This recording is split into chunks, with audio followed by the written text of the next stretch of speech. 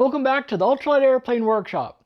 In this video, with part 2 of a two-part series, we're trying to figure out how to reduce the induced drag of a low to medium aspect ratio wing.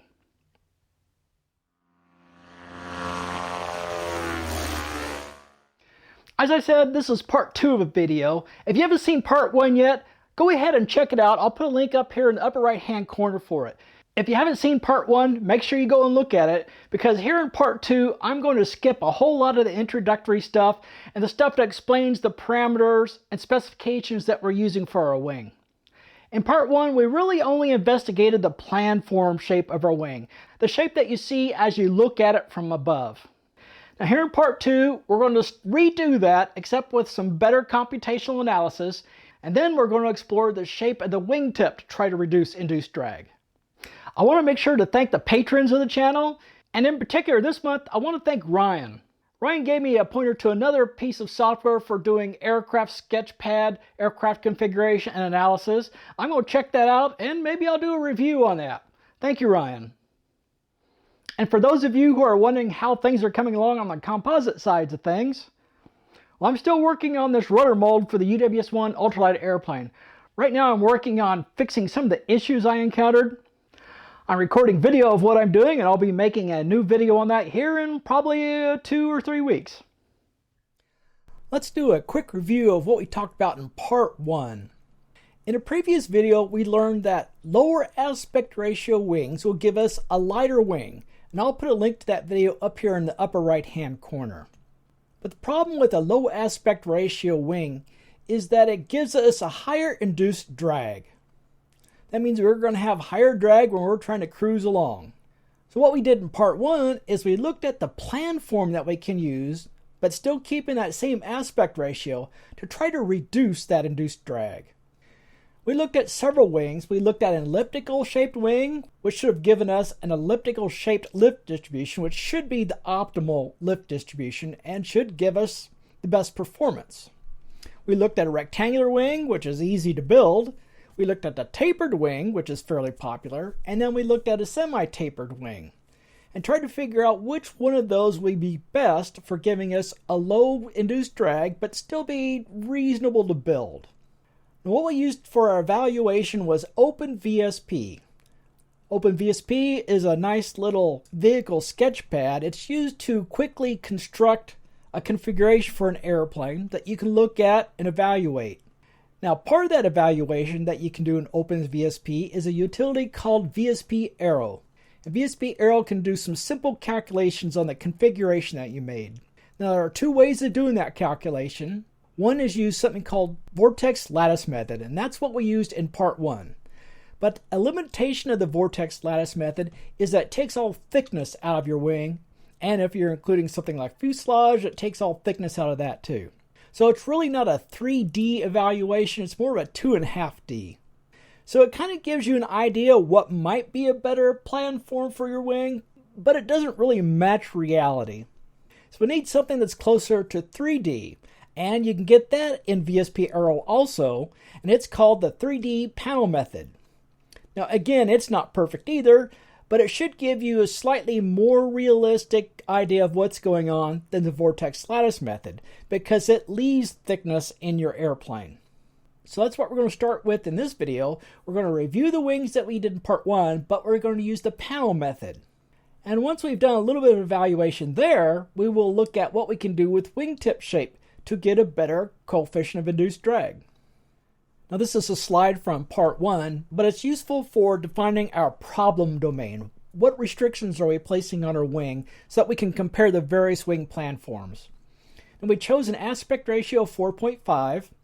We chose a thickness of our wing of 18% of the chord. We're using a maximum coefficient of lift of our wing of 2.0. We're using a weight of 478 pounds. And we're doing all of this evaluation with a cruise speed of 45 knots. Now, using the information we saw on the last slide, we calculated the surface area for our wings and our span for our wings. Now, for all of our wings, they're going to have the same identical surface area and the same identical span. That forces them to have all the same exact aspect ratio. What will be different is the chord and the planform. So the surface area for a wing is 122.5 square feet. Now, if you remember from the last video, I actually had 0.6.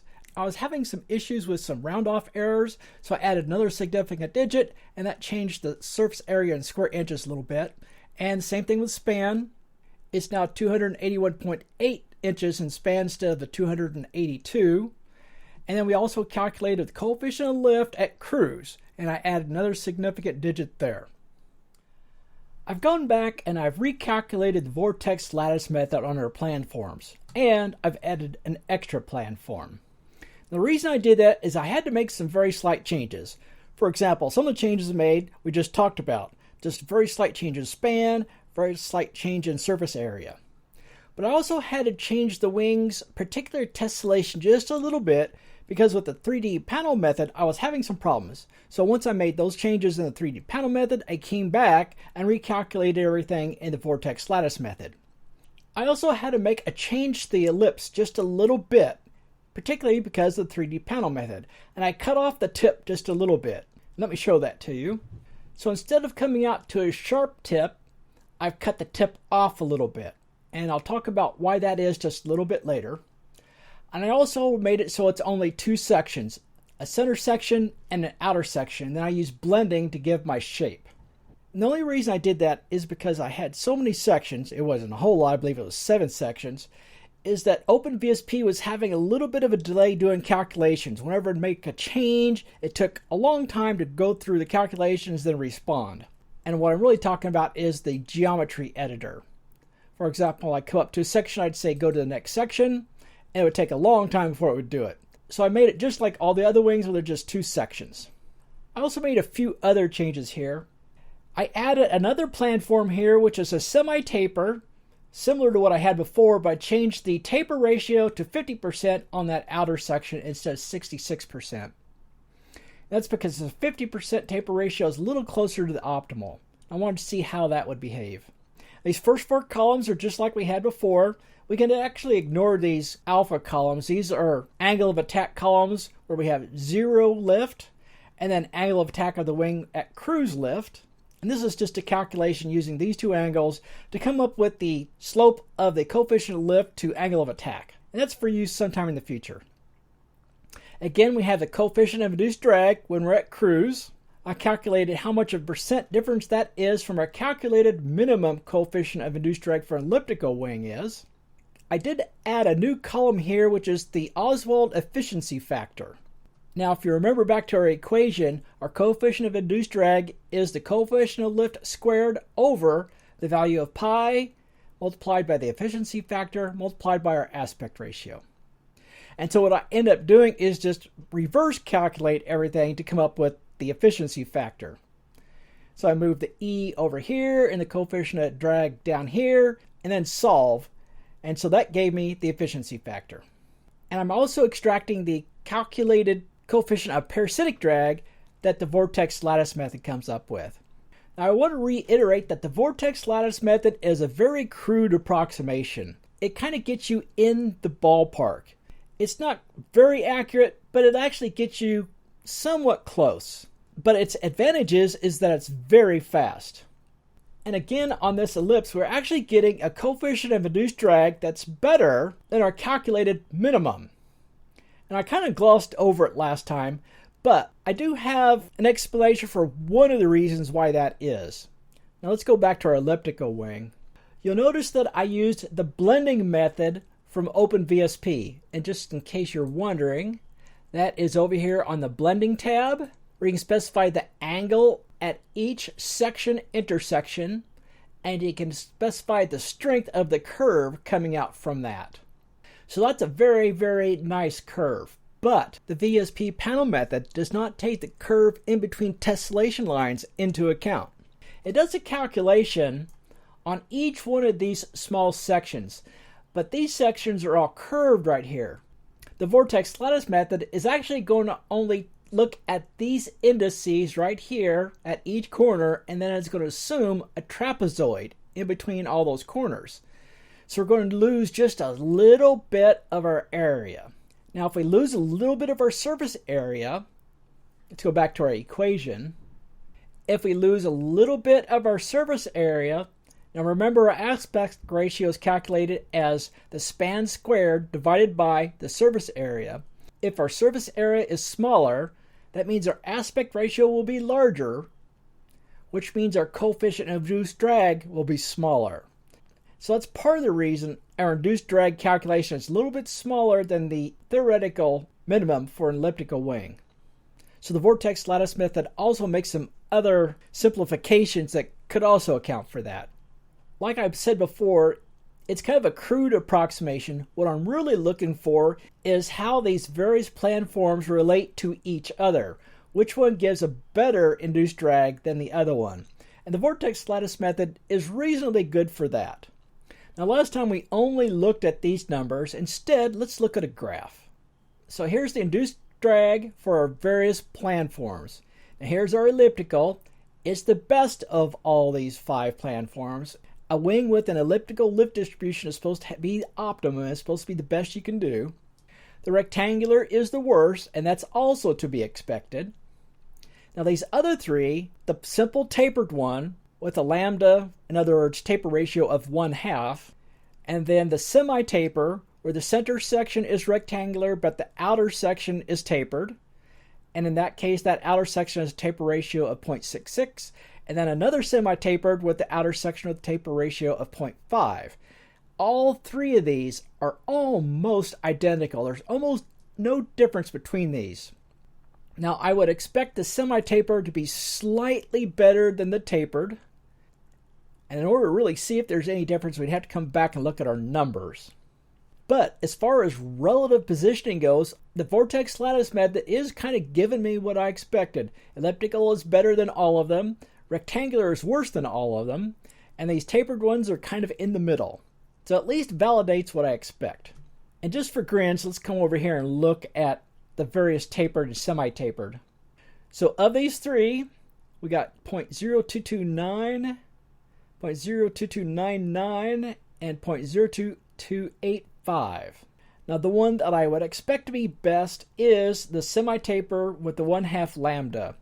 And it is the best by a very, very slim margin. Next is tapered, and then after that is the semi-taper with a lambda of 0.66. Something I haven't mentioned much is how the vortex lattice method comes up with its solution. And there is some error. It goes through an iterative process trying to get a better and better solution.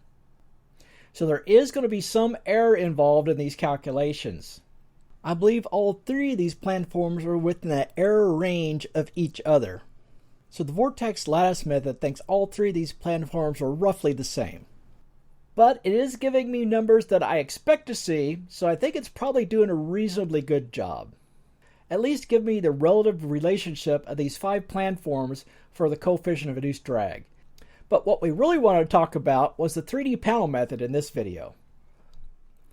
Now let's talk about the 3D panel method that's in VSP Aero, a part of OpenVSP. Let's go back to our elliptical wing.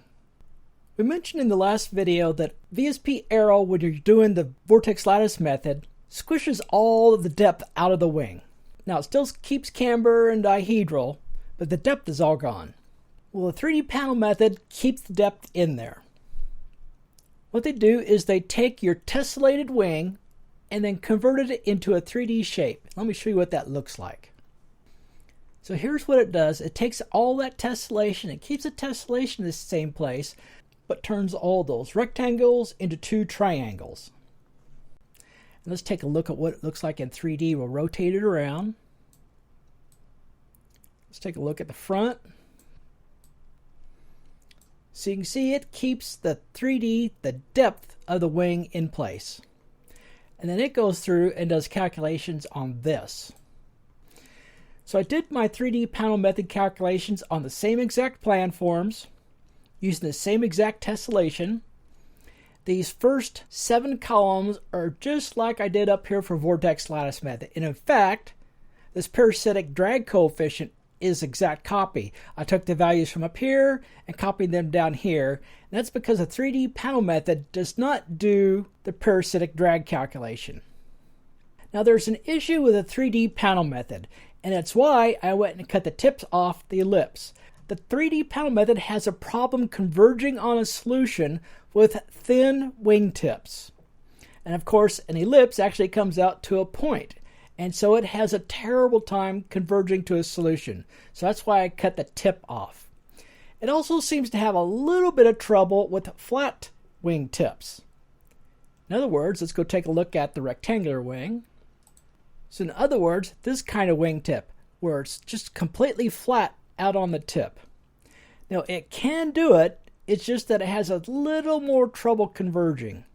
If your wingtip is round a little bit, it has a little easier time converging.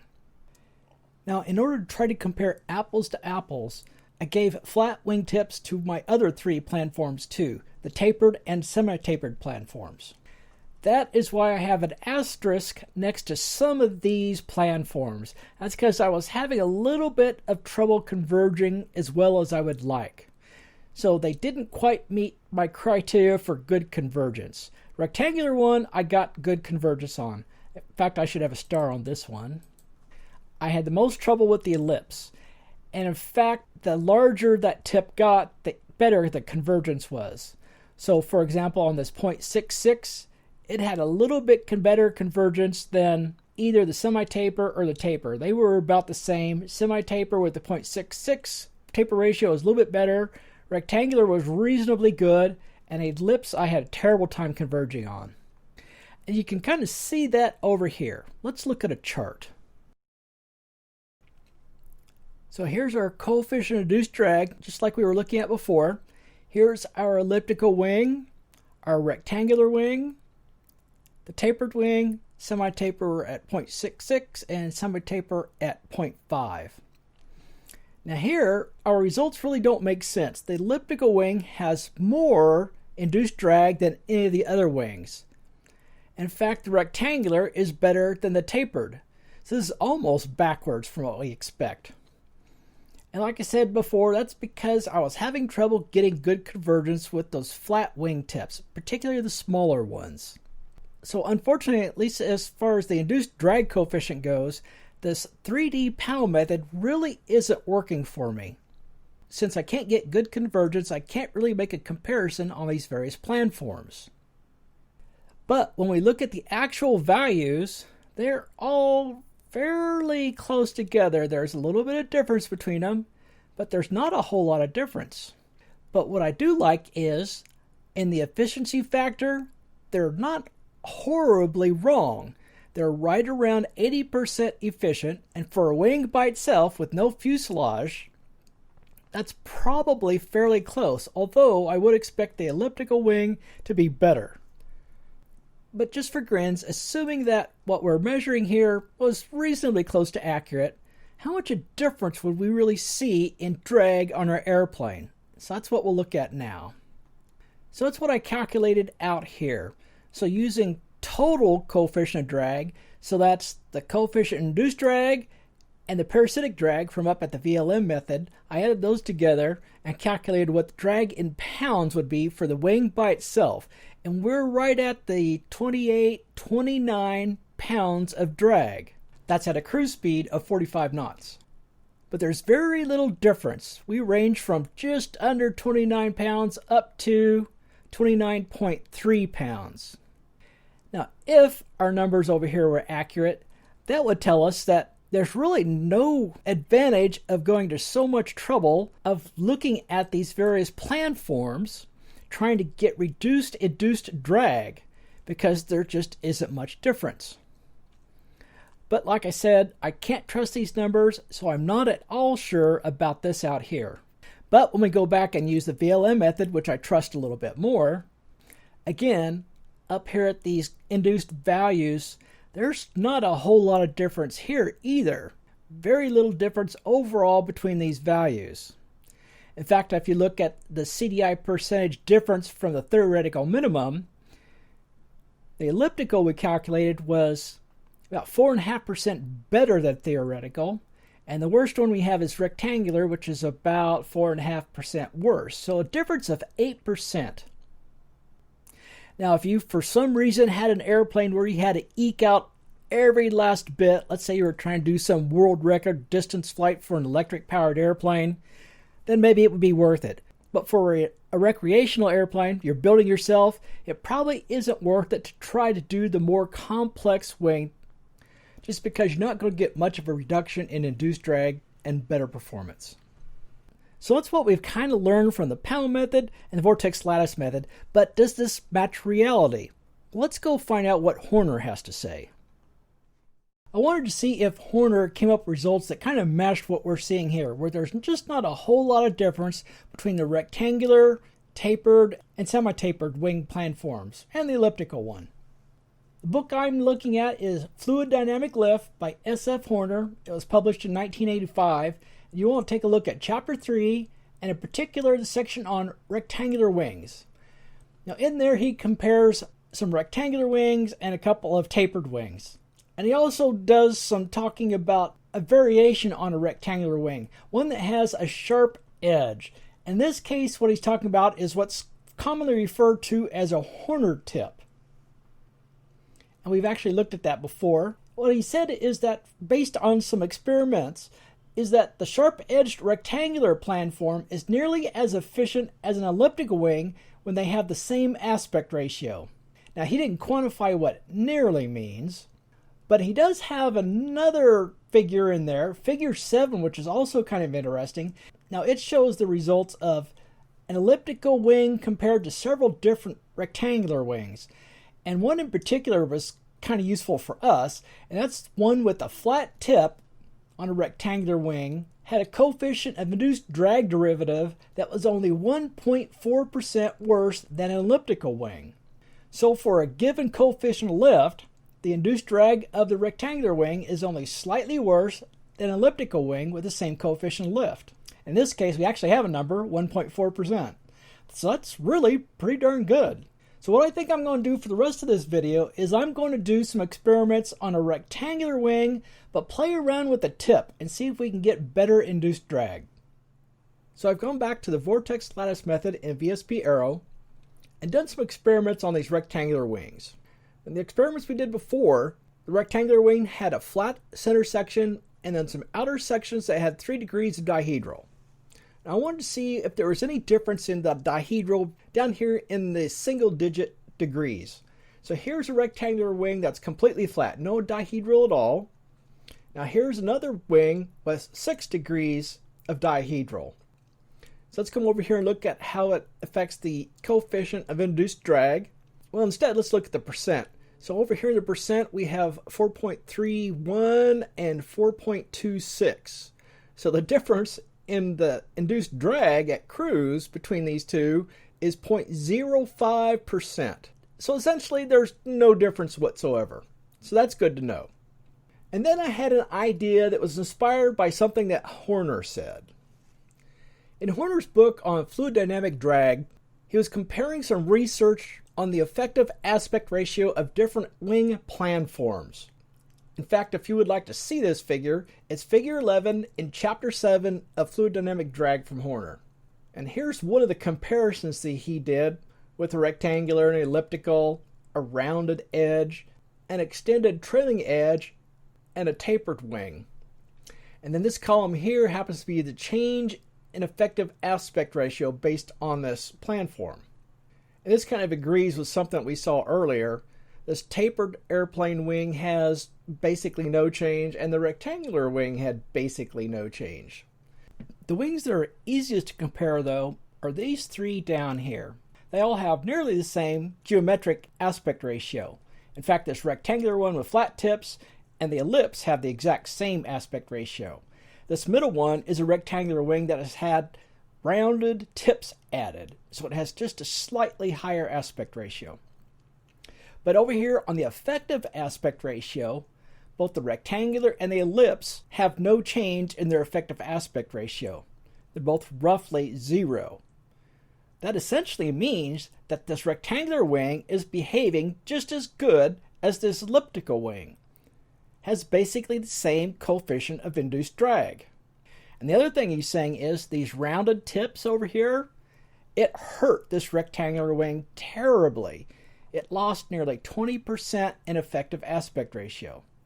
Now in this video we're really not talking about that, but that's also a very interesting thing. So putting a rounded tip on a rectangular wing is a bad thing to do.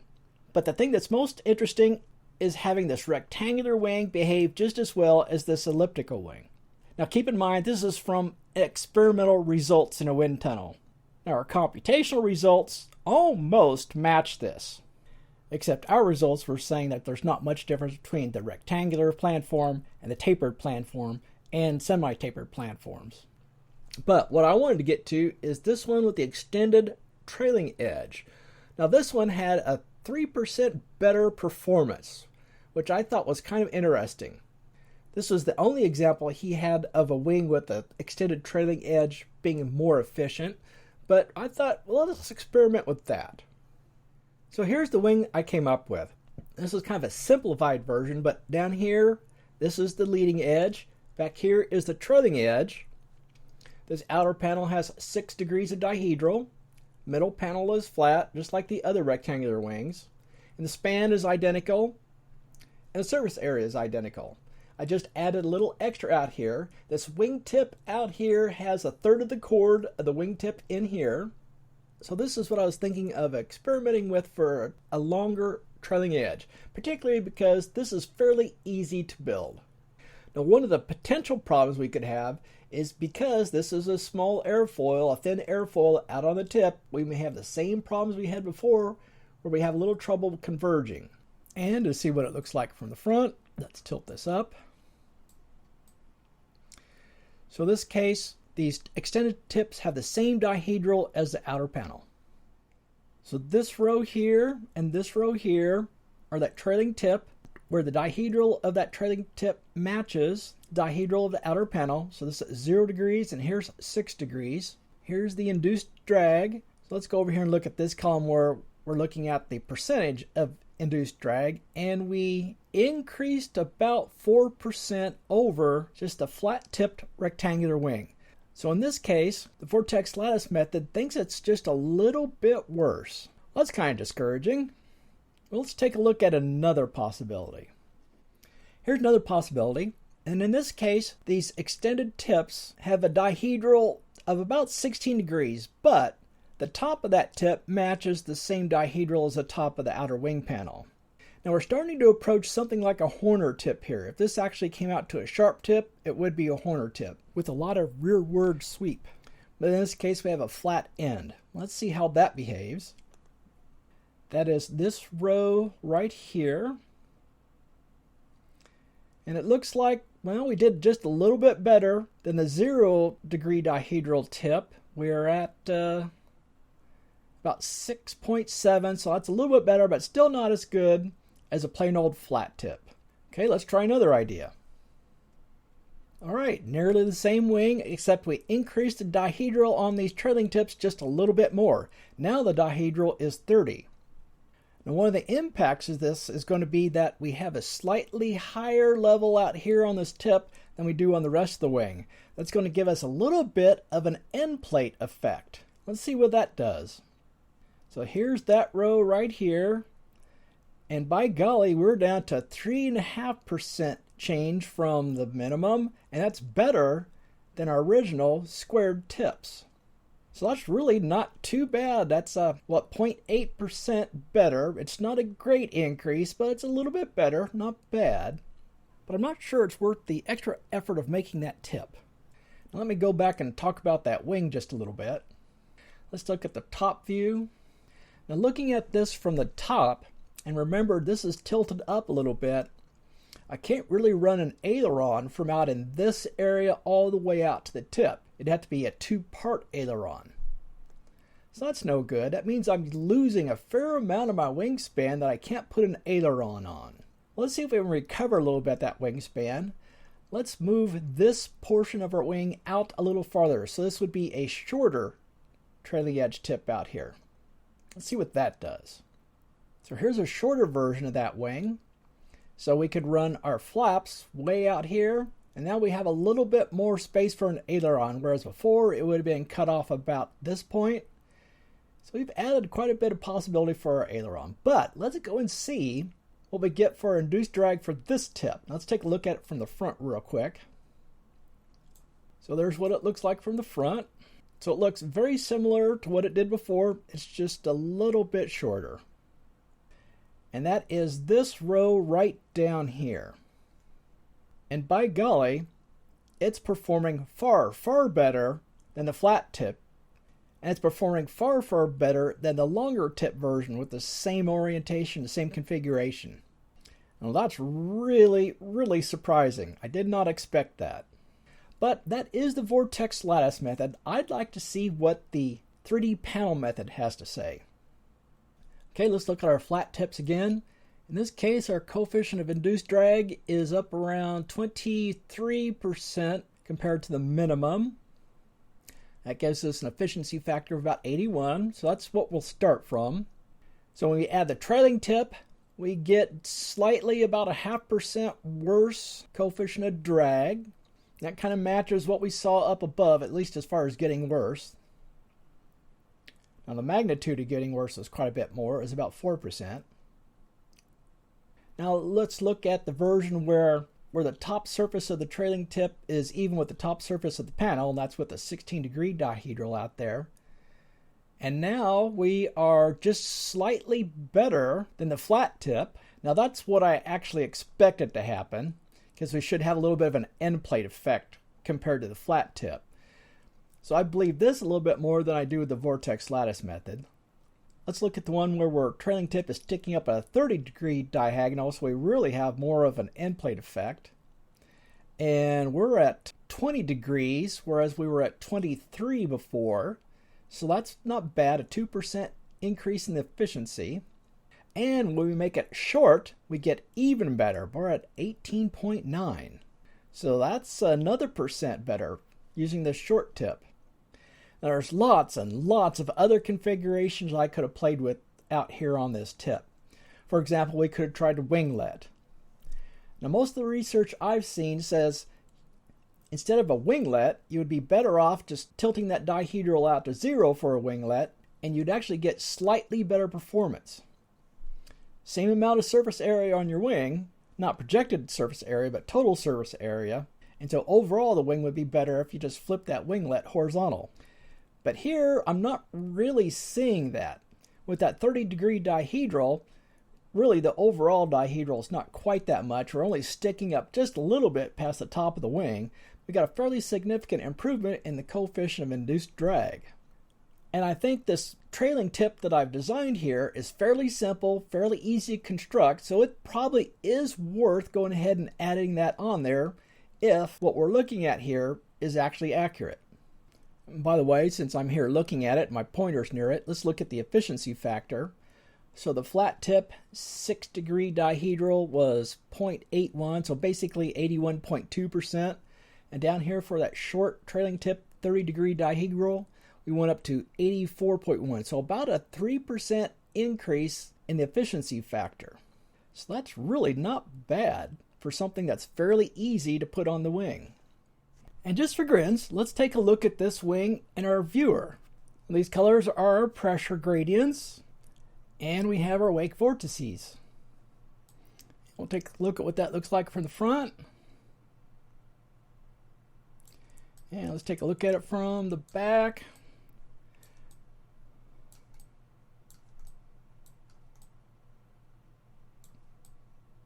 So it looks like one of the nice things about this configuration, the vortices form way, way out here on the tip. So that's one of the reasons I think we're getting pretty good performance out of this wing.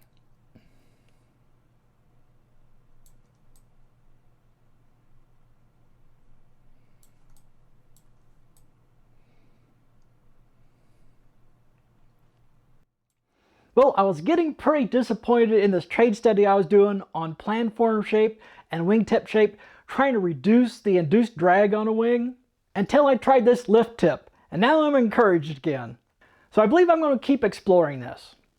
Now, using the 3D panel method in VSP Aero and in other applications that use the panel method, you really have to know the limitations on it, and you need to know how to set up tessellation to try to get reasonable results.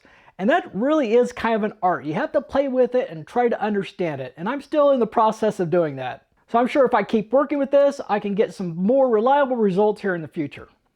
But what I'm really interested in now is maybe go on to do some computational fluid dynamics, like open foam and SU2. But that's for the future. Before we end the video, I want to let you know I'm going to put some links down in the description for some aeronautical design books that I really like, and you can get them right now on Amazon. Unfortunately, the Hoerner book is long out of print, and the only ones available are used, and the people selling them want a huge amount of money for them, so I'm not going to bother providing a link for the Hoerner book. But you can find PDF versions online. Until next time.